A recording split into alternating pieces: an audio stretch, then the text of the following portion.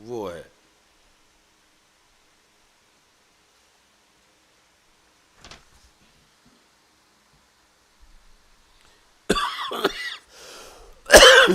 حرام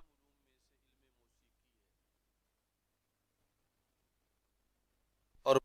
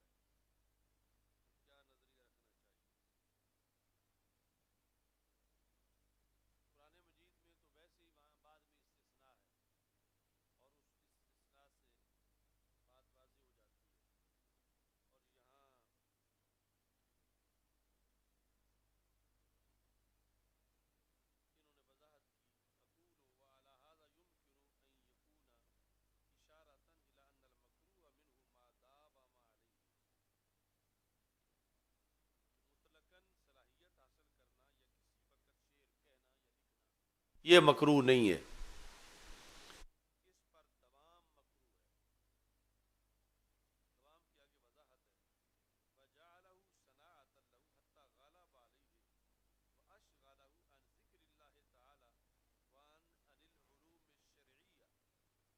اس کو اتنا ٹائم دینا کہ یاد الہی نہ نکلے یا علوم دینیہ پڑھنے کا بھی وقت نہ بچے، تو یہ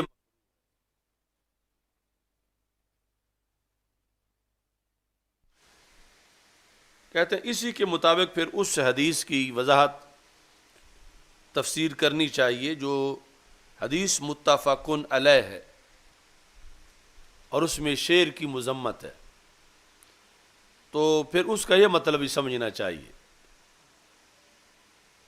حدیث کیا ہے؟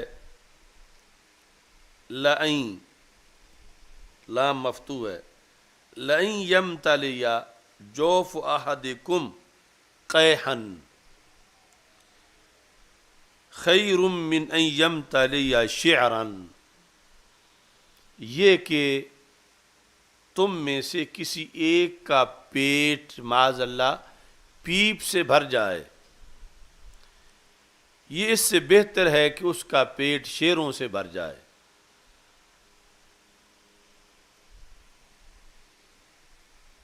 لَئِن یمتلئ احد جوف احدکم قیحا، قیحا ایک تو قے ہوتا ہے نا، قے وہ الٹی، یہ قیح ہے پیپ، تو یہ کتنی خستہ حالی ہے کہ بندے کا پیٹ پیپ سے بھرا ہوا ہو، جوف سب، تو یہ کہا کہ اگر پیٹ سے پیٹ بھر جائے تو یہ چھوٹا مسئلہ ہے، چھوٹی تباہی ہے، لیکن شیروں سے بھر جائے تو یہ بڑی تباہی ہے۔ اس حدیث کا کیا مطلب لینا چاہیے؟ تو امام شامی کہتے ہیں جو ہم نے وضاحت کی اس کے مطابق کہ یہ تب ہے کہ جب کوئی سب کچھ چھوڑ کے شیروں کے پیچھے لگا ہوا ہے۔ ایک جواب، دوسرا علیحدہ دیں گے، سب کچھ چھوڑ کے، یعنی قرآن تو اسے آتا نہیں، حفظ کچھ بھی نہیں کیا ہوا، نماز کے مسائل نہیں آتے، دین پڑھتا نہیں ہے، اور یاد الہی کا وقت نہیں ہے، نماز پڑھتا نہیں ہے، اور شعر اس پہ سوار ہے، تو اب یہ کہا جائے گا کہ اس صورتحال میں اس کے لیے شعر یوں خسارہ خیز ہیں جس طرح کہ پیپ سے پیٹ کسی کا معاذ اللہ بھر جائے۔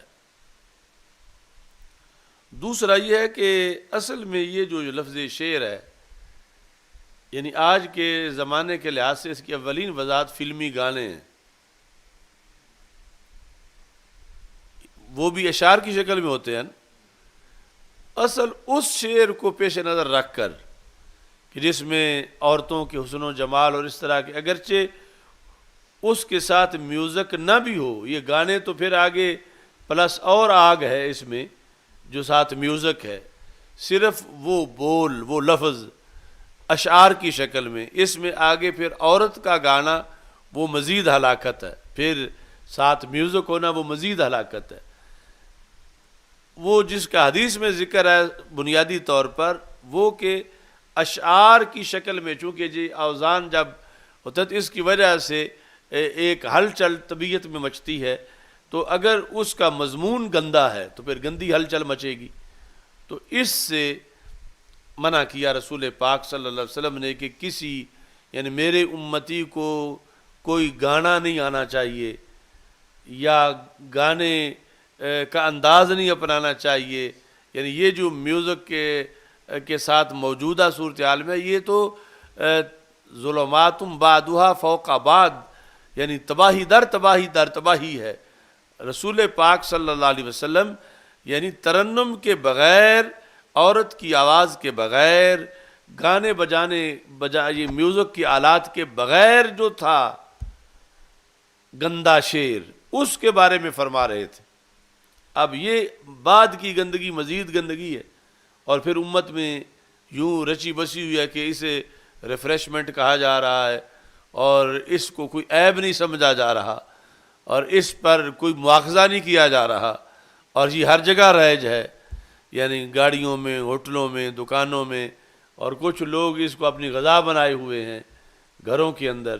تو ادھر ہلاکت اتنی ہے کہ رسول اکرم صلی اللہ علیہ وسلم نے اپنی امت کو خطاب کرتے فرمایا تم میں سے کسی ایک کا پیٹ اگر پیپ سے بھر جائے تو یہ اچھا ہے اس سے کہ وہ اس طرح کے گانوں سے، ایسے شعروں سے بھرا ہوا ہو۔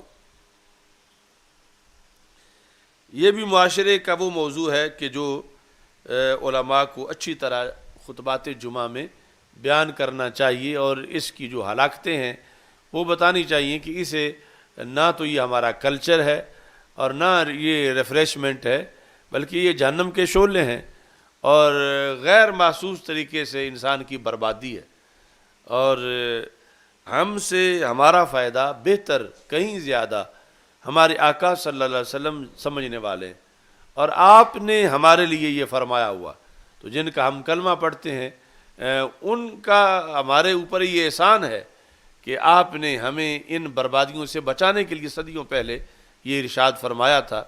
اور آج ہمیں یہ جتنے فلمی کنجر ہیں، یہ جن کو بظاہر لوگ یہ سمجھ رہے ہیں کہ وہ ہماری اکتاہٹ دور کر رہے ہیں، وہ حقیقت میں ان کو اٹھا کے جہنم میں پھینک رہے ہیں، تو ان سے بیزاری کرتے ہوئے رسول پاک صلی اللہ علیہ وسلم کی اس حدیث کو ورد زباں بنانا چاہیے اور ہر ایک تک پہنچانی چاہیے کہ اتنا جس کو بظاہر ایک محبت سمجھا جا رہا ہے، حسن و جمال سمجھا جا رہا ہے، ایک رنگ برنگا ماحول سمجھا جا رہا ہے اور ایک تفریح بنایا جا رہا ہے، اور اس کے اندر وہ انجوائے کر رہے ہیں، تو یہ سب کچھ تو جہنم ہے۔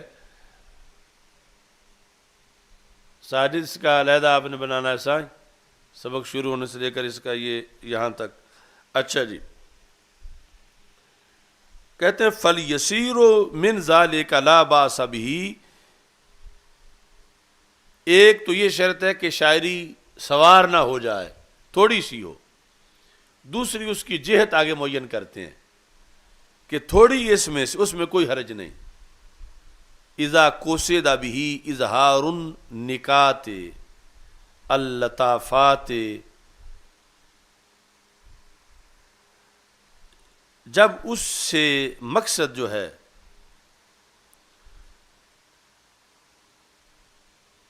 باریک چیزوں کو اشارے کنائے استعارے سے بیان کرنا مقصد ہے، اور وہ کسی برائی کی باریکیاں نہیں، یعنی وہ دینی حقائق کی باریکیاں ہیں، تقوی، پرہیزگاری، یا کسی دینی شخصیت کے اوصاف و کمالات، یا پھر خود براہ راست نعت رسول صلی اللہ علیہ وسلم۔ والتشابیہ الفائقہ، بلند و بالا تشبیہات، والمعانی الرائقہ، اور شاندار معانی، ان کے لیے تھوڑا یہ جائز ہے۔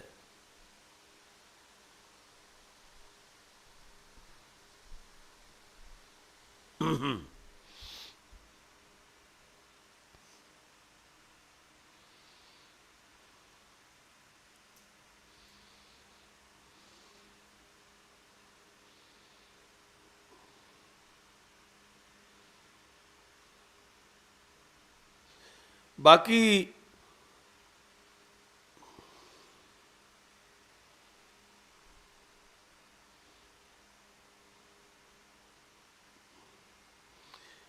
اس حد تک جس طرح یہ یعنی قرآن و سنت سمجھنے کے لیے عربی ادب جو جاہلی ادب تھا اس میں بھی یعنی زیادہ جو واہیات نہ ہو امراء القیس جیسا، تو اب یہاں وَإِن كَانَ فی وصف الخدود والقدود، اگر وہ شاعری خدود خد کی جمع ہے، خدود کے وصف میں ہو، حسن و جمال کے بیان میں، والقدود قد، انسانی قد، خد اور قد کے بارے میں ہو، فإن علماء البدیع قد استشهدوا من ذلك، تو علم بدیع پڑھانے والے علماء نے ان شعروں سے استشہاد کیا ہے، یعنی وہ اصطلاحات سمجھانے کے لیے جو علم معنی کی ہیں، کس سے باشعار المولدین وغیرہم لہذا القصد، اس قصد کے لیے کہ علم بدیع کو سمجھایا جائے، ان استشہاد کیا ہے۔ وقد ذکر المحقق ابن الحمام فی شہادات فتح القدیر، فتح القدیر جو ہدایہ کی شرح ہے اس کی شہادات میں، شہادات سے مراد ہے کہ کس کی شہادت قبول ہوگی اور کون مردود الشہادہ ہے، وہاں یہ لکھا ہے کہ حرام شاعری وہ ہے یا حرام شعر وہ ہے، ان المحرم منہ ما کان فی اللفظ ما لا یحل، کہ جب لفظ میں اس چیز کا بیان ہو جو حلال نہیں ہے،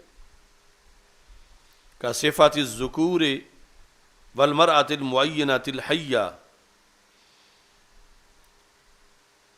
جس طرح یعنی عورتوں کے سامنے مردوں کی ایسے خد و خال کی صفت، اور پھر مردوں کے سامنے معین عورت کے احوال کو بیان کرنا شعر میں جو کہ ابھی زندہ ہے، یہ سب حرام میں ہے۔ اور پھر شراب کا وصف بیان کرنا شعروں میں، المہیج الیہا، جس کے نتیجے میں بندے کو معاذ اللہ شراب نوشی کی ترغیب ملے، اور اس طرح پھر مختلف راگ ہیں جن کی وجہ سے اس میں پھر حرمت آتی ہے۔ ایسے ہی شعر جو ہے وہ مسلمان کی حجب کے لیے استعمال کرنا، اس کی مذمت کے لیے جب کہ وہ اس کا حقدار نہیں ہے، اور ایسے ہی ذمی کی حجب کے لیے، اذا اراد المتکلم ہجاءہ لا اذا اراد انشاد الشعر الاستشهاد بھی، جب ہجا کے لیے نہ ہو، صرف استشہاد کے لیے ہو، کوئی شعر کسی لفظ یا لغت کی گواہی کے لیے، وہ علیحدہ ہے۔ یا اس لیے ہو کہ طالب علم جان لے کہ اس شعر کی فصاحت کیا ہے یا بلاغت کیا ہے۔ وَيَدُلُّ عَلَىٰ أَنَّ وَصْفَ الْمَرْأَةِ كَذَلِكَ غَيْرُ مَانِعٍ تو کذالک کا مطلب کیا ہے؟ وہی جو مختصر المعانی میں یا مطول میں اس طرح کے اشعار کچھ ذکر ہیں کہ جن میں عورتوں کا تذکرہ بھی ہے، جاہلیت کی عورتوں کا یا ان کے بارے میں، اور مقصد جو ہے وہ وہاں کسی اصطلاح کی وضاحت ہے اور اس کو ذکر کیا گیا۔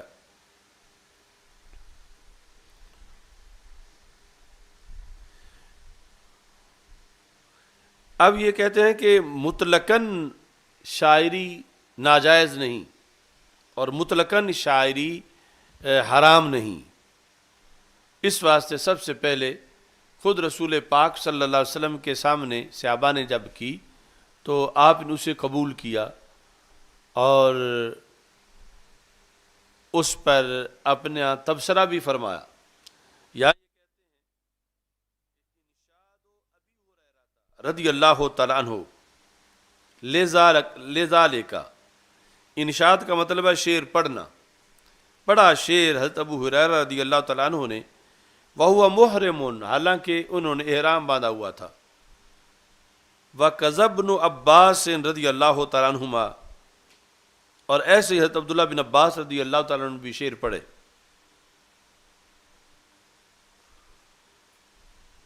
یہ جو حضرت عبداللہ بن عباس رضی اللہ تعالیٰ عنہ کی مرویات ہیں موجم کبیر میں، طبرانی موجم کبیر میں، کیونکہ وہاں یہ طریقہ ہر صحابی سے جو مروی ہے وہ علیحدہ لکھا گیا ہے، تو تقریباً جلد کے قریب پورا ان سے لکھا گیا ہے، تو اس میں بہت بڑا حصہ شاعری کا ہے۔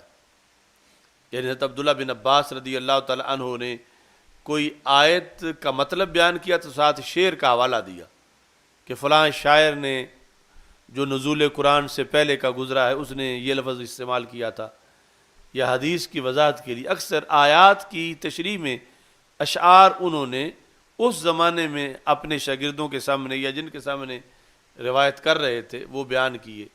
اور اس طرح عائشہ صدیقہ رضی اللہ تعالیٰ عنہ کے جو علوم ہیں ان میں بھی ایک حصہ باقاعدہ تفسیر کے لحاظ سے شعراء کے کلام کا ہے، جو قرآن مجید کی تفسیر میں انہوں نے اپنے زمانے میں تفسیر پڑھاتے ہوئے اور کہ کس لغت پر قرآن اترا ہے، اس وقت رائج کیا تھا معنی، تو وہاں بھی انہوں نے بھی ان شعراء کا کلام پیش کیا ہے۔ تو یہ ان دو صحابہ کا کہا کہ انہوں نے خود پڑھا ہے اور حالت احرام میں پڑھا ہے۔ وَمِمَّا يُقْطَعُ بِهِ فِي هَذَا، اور ایسے ہی قطعی طور پر جو پڑھا گیا وہ حضرت کعب رضی اللہ تعالی عنہ کا قول ہے، جو رسول اکرم صلی اللہ علیہ وسلم کے سامنے انہوں نے اشعار پڑھے۔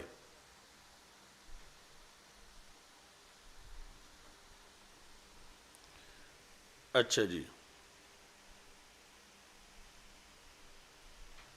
اب یہاں خصوصی طور پر جو بخاری شریف میں وہ ذکر ہے، یعنی بخاری شریف کی دو مقامات پر اس محفل نعت کا جو رسول اکرم صلی اللہ علیہ وسلم کی صدارت میں ہوئی، اور حضرت عبداللہ بن رواحہ رضی اللہ تعالیٰ عنہ نے اشعار پڑھے، اور حضرت ابو ہریرہ رضی اللہ تعالیٰ عنہ نے اس کو روایت کیا۔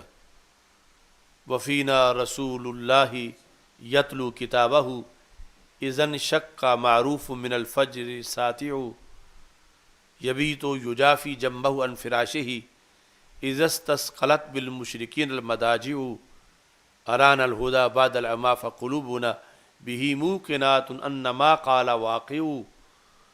تو یہ مطلب تو آپ کو آ ہی گیا ہوگا کہ بیان کرنے کی ضرورت ہے، پڑھا ہوا ہے نا پہلے بخاری شریف میں۔ تو یہ اشعار جب سنے رسول پاک صلی اللہ علیہ وسلم نے تو یہاں تبصرہ ہے آگے، ان اخاکم لا یقول الرفث، تمہارے بھائی نے جھوٹ نہیں بولا، تمہارے بھائی نے کوئی بری بات نہیں کی۔ تو وہاں شعروں پر داد بھی ہے، تحسین بھی ہے، اور اس لیے پھر ابو ہریرہ نے وہ پوری محفل آگے روایت کی، اور پھر بخاری شریف کا وہ حصہ بنی اور ہزاروں کتابوں میں کہ حضرت عبداللہ بن رواحہ رضی اللہ تعالیٰ عنہ جو قادر الکلام شاعر تھے، جرنیل صحابی تھے اور موتا میں شہید ہوئے تھے. ان اردن کا جو ایریا ہے، اب اردن ملک جو کہلاتا ہے سلطنت الاردنیہ الہاشمیہ، وہاں ان کا مزار ہے حضرت عبداللہ بن رواحہ رضی اللہ تعالیٰ عنہ کا. تو انہوں نے یہ کہا وفینا رسول اللہ صلی اللہ علیہ وسلم یتلو کتابہ، کہ ہم کتنے خوش بخت ہیں کہ ہمارے ماحول میں اللہ کے رسول صلی اللہ علیہ وسلم ظاہری حیات میں زندہ ہیں. ایک خوش قسمتی ہے ہماری. اور آپ کیا کرتے ہیں؟ یتلو کتاب ہو، اللہ کی کتاب پڑھتے ہیں.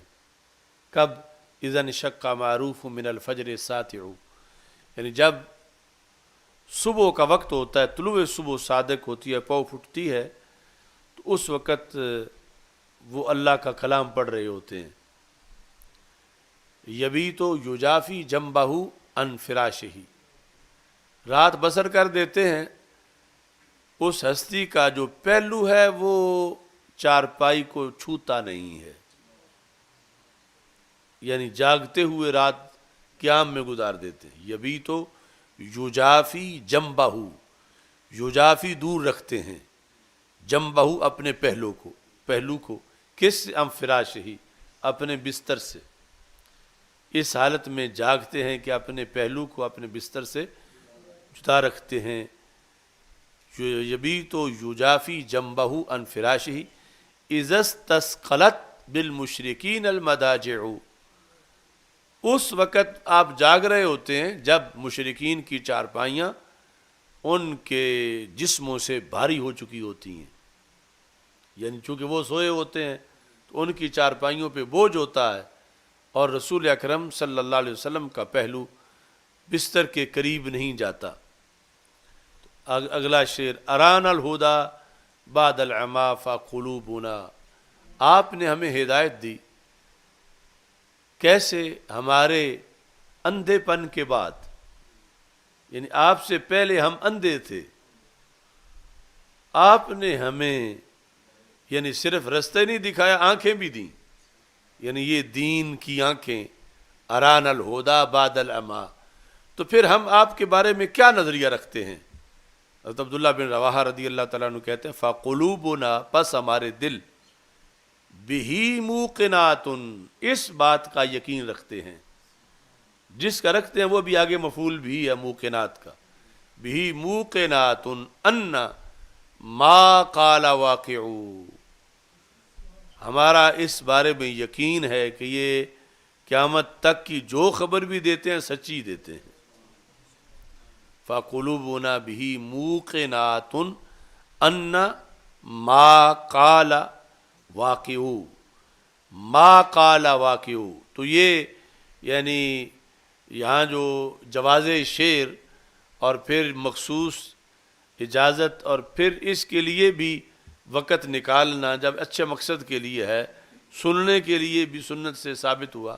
اور یہ جب شعر ختم ہوئے تو ہمارے آقا صلی اللہ علیہ وسلم نے فرمایا ان اخاکم لا یقول الرفث، ان اخاکم، جو مجلس میں بیٹھے صحابہ تھے انہیں فرمایا تمہارے بھائی نے، یعنی عبداللہ بن رواحہ، لا یقول الرفث، انہوں نے جھوٹ نہیں بولا، بری بات نہیں کی. تو اس شاعری کی حمایت کی اور شاعری کے اندر جو مضمون تھا اس کی حمایت کی. انہوں نے کوئی بری بات نہیں کی. تو یہ ویسے یعنی ہمارا جو دیوبندیوں وہابیوں سے اختلاف ہے اس میں ہماری دلیل ہے. آخری شعر بطور خاص، تو چونکہ ایک حدیث شریف اکثر اپنی کتابوں میں بیان کرتے ہیں دلیل کے طور پر کہ جب کچھ بچیوں نے یہ دف پہ پڑھا وفینا نبی یعلم ما فی غد، کہ ہمارے اندر وہ نبی موجود ہیں جو کل کا علم رکھتے ہیں، تو رسول اکرم صلی اللہ علیہ وسلم نے ان کو منع فرمایا کہ تم ایسا نہ کہو. تو اس کو وہ پیش کر کے پھر کہتے ہیں کہ تم تو کل کیا پرسوں کا علم بھی مانتے ہو اور ہزاروں کل کا جو آنے والے ہیں سب مانتے ہو، اور ادھر رسول پاک صلی اللہ علیہ وسلم نے تو خود روک دیا. جب وہ کہہ رہی تھیں وَفِينَا نَبِيٌّ يَعْلَمُ مَا فِي غَد. سمجھ آ رہی ہے نا سائیں؟ تو یہ مطلب جو دلیل ہے، جو حدیث ہے سرکار کا روکنا، یہ ثابت ہے. یعنی اس پر ہمارا اعتراض نہیں کہ ہم یہ کہیں کہ ایسی تو کوئی بات ہی نہیں تھی. تو یہ پہلے ذہن میں ہونا چاہیے، ایسی تھی لیکن اس کا ایک خاص مقام اور خاص محل تھا. یعنی جس طرح ہزارہ ایسی باتیں ہیں جو بتدریج ان کی وضاحت ہوئی. پہلے وقت تھا کہ زیارت قبور سے روکا تھا، پھر فرمایا نہیتکم عن زیارت القبور فزوروہا، میں نے تمہیں روکا تھا لہذا زیارت کرو. تو تدریجاً کئی طریقوں سے باتیں اور موضوعات جو ہیں وہ بیان ہوئے.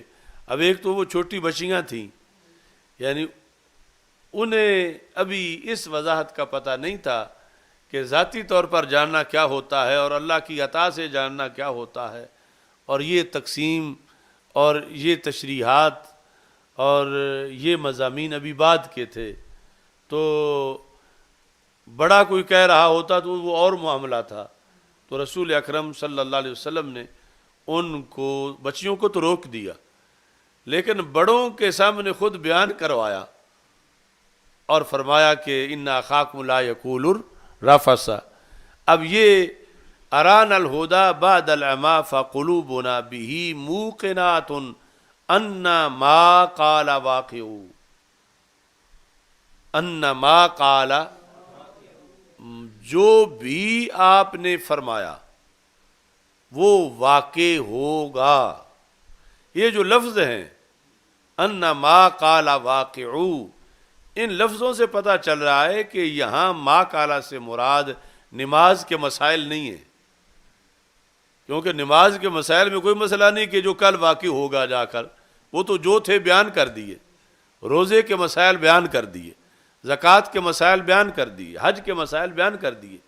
یہ واقع انہوں نے ہونا ہے جو ہزارہا خبریں مستقبل کی دی ہیں، اور وہ زمانہ قیامت تک کوئی کبھی واقع ہوگی، کوئی کسی زمانے میں واقع ہوگی، کوئی کسی زمانے میں واقع ہوگی، کسی کا وقوع کا وقت کسی صدی میں ہوگا.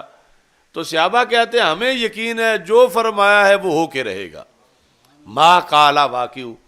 اب اس ما قال میں صرف غد نہیں ہے، یعنی صرف ایک کل نہیں ہے بلکہ کئی کل ہیں. اب جس وقت یہ بیان ہوا، حضرت عبداللہ بن رواحہ نے بیان کیا اور صحیح بخاری میں ہے، تو سرکار دو عالم صلی اللہ علیہ وسلم فرما سکتے تھے کہ باقی تو صحیح ہے مگر یہ جو ما قال واقع ہے یہ صحیح کرو، تم ایسا نہیں، میرے بارے میں یہ عقیدہ نہ رکھو. لیکن سرکار نے فرمایا ان اخاکم لا یقول الرفث، کہ تمہارے بھائی نے کوئی بھی غلط دعویٰ نہیں کیا، غلط نہیں بولا، جھوٹ نہیں بولا.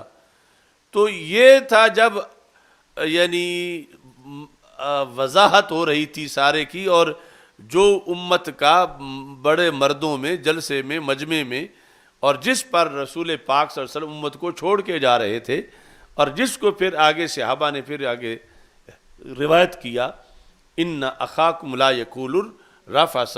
اور یہاں جو ما قال واقع، ما قال، تو یہ جو بخاری، یہ جو ہمارے پاس یہ چھپا ہم پڑھتے ہیں یہ سارے، اس پر جو حاشیہ ہے سہارنپوری کا، دیوبندی کا، تو اس نے بھی یہاں لکھا ما کے میں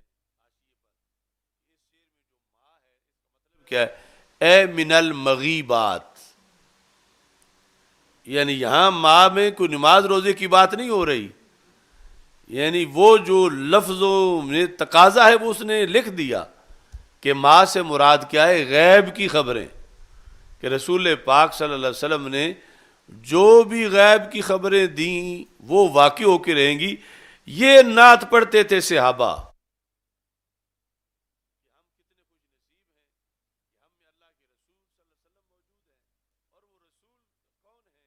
وہ اتنی بڑی ذات ہیں کہ وہ قرآن کی تلاوت کرتے ہیں، اور انہوں نے ہمیں آنکھیں دی ہیں، ہم نابینا تھے. یعنی یہ مشکل کشائی اور حاجت روائی ہے.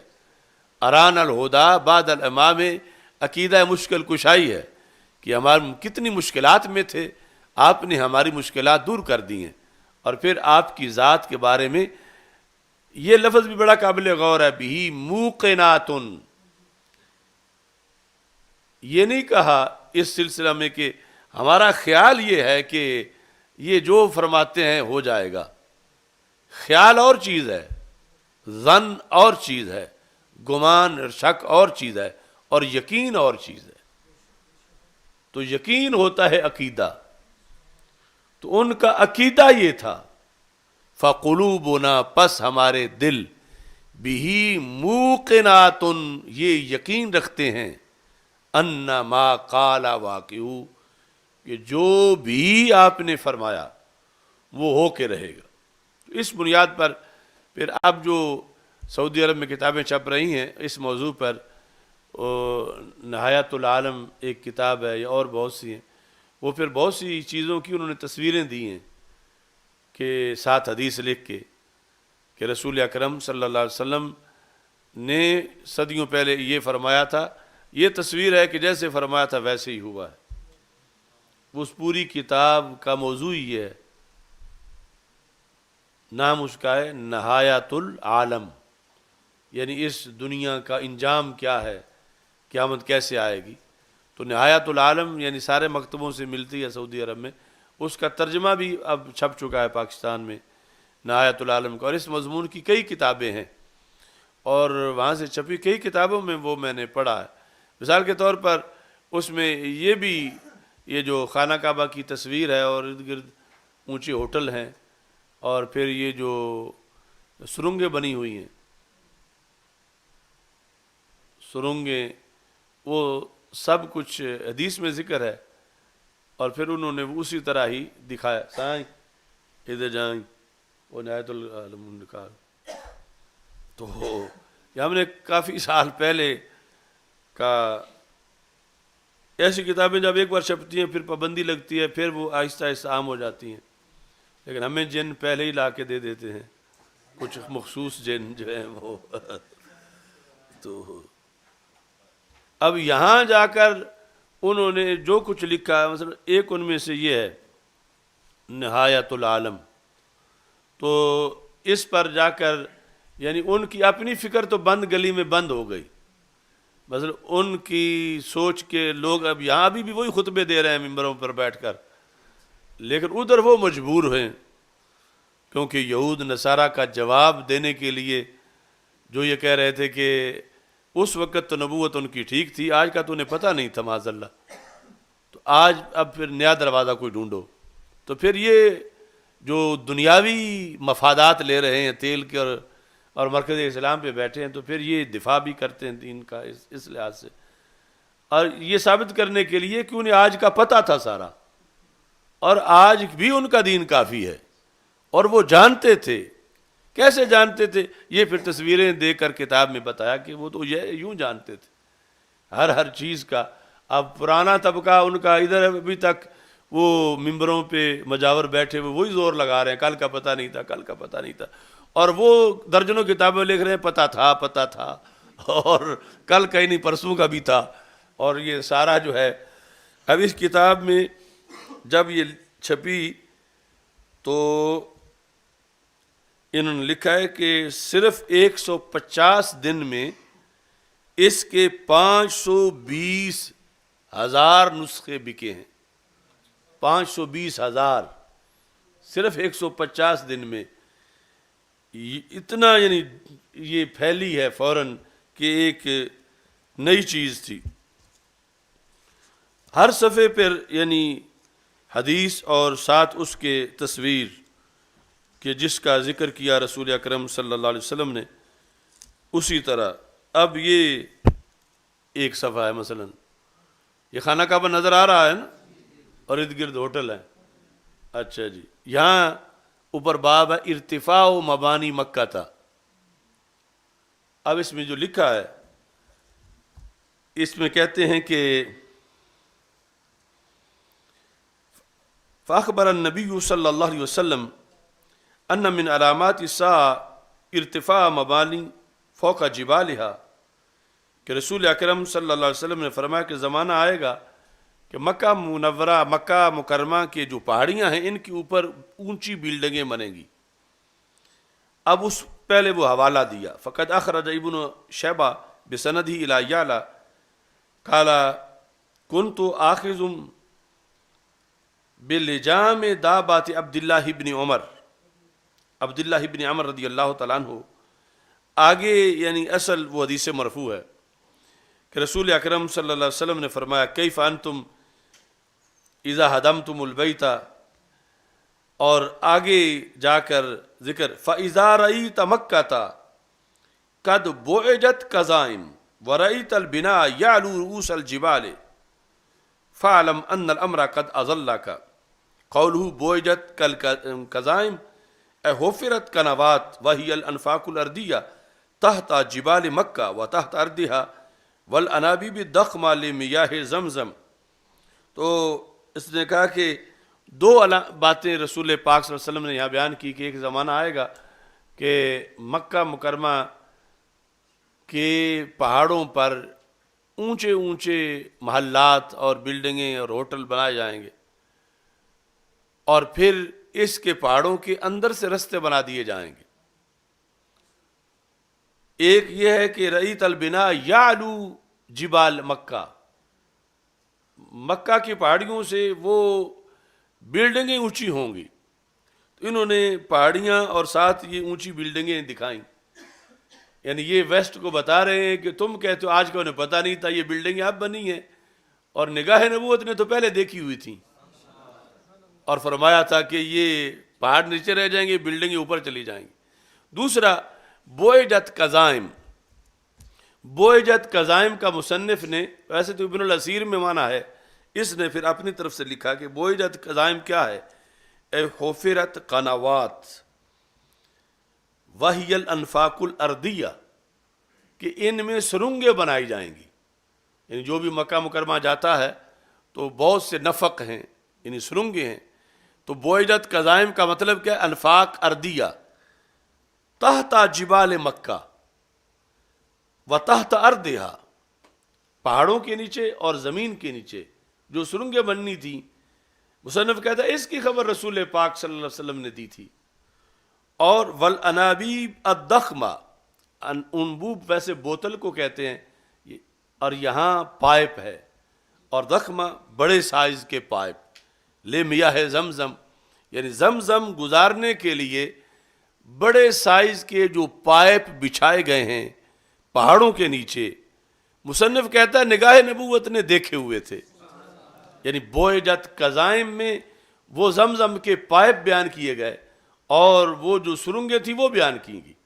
اب یہ یہود و نصارہ کو کہتے ہیں تم کہتے ہو انہیں پتہ کوئی نہیں تھا، انہیں اوپر کا بھی پتہ تھا اندر کا بھی پتہ تھا. یعنی اتنی صدیاں پہلے وہ فرما گئے تھے کہ یہاں سے پائپ گزریں گے، یعنی ان پہاڑوں کے نیچے سے رستے بنیں گے، سڑکیں گزریں گی اور نفق بنیں گے، سرنگیں بنیں گی. تو اس طرح کر کے یعنی یہ اس کا جو صفحہ بھی دیکھو گے اس میں یعنی یہ تصویریں دے کر یہ ساری چیزیں انہوں نے یعنی حدیث کے ساتھ اس کا ذکر کیا کہ ما قال واقعو، کہ جو بھی رسول پاک صلی اللہ علیہ وسلم نے فرمایا ایسا ہوا اور کچھ کا ابھی ہو کے رہے گا. یہ اس کا ایک معنی ہے. دوسرا معنی یہ ہے کہ جس میں اختیارات ہیں. ایک تو یہ نا کہ جو فرمایا ویسے ہو جائے گا، یعنی پتہ تھا کہ یہ اس طرح ہونا ہے. دوسرا یعنی زبان سے جو نکلا وہ پورا ہو کے رہے گا، یعنی آپ کی زبان سے نکلا ہوا وہ ضرور پورا ہوگا. الحمدللہ رب العالمین والعاقبۃ للمتقین والصلاۃ والسلام علی رسولہ الکریم. استغفر اللہ لا الہ الا اللہ وحدہ لا شریک لہ، لہ الملک ولہ الحمد وہو علی کل شیء